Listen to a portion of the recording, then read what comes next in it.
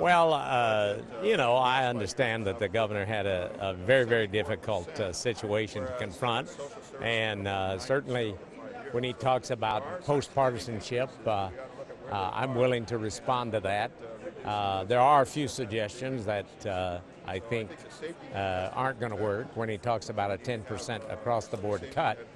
As chair of the Education Committee, and by the way, education, public schools, and colleges and universities represent almost 50% of the budget. I'd have to think, well, are we going to turn away 10% of the students from the college? Are we going to lay off 10% of the teachers? And as an educator of over 30 years and as a president of a community college, I know you can't cut utilities. You can't cut medical coverage.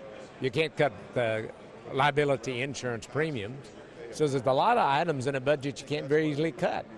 So I think we're going to have to look at this a lot more closely than what he was suggesting. And it's the same old issue of do we want the services? And we can't very easily say to somebody, well, because we can't cut schools, we'll take 20% away from the individuals who are going to go to the hospitals, or cut 20% of the access. So we've got some real problems here, and I think that certainly we've got to look at cuts. I would like to temporarily suspend maybe some new programs, look at things like that.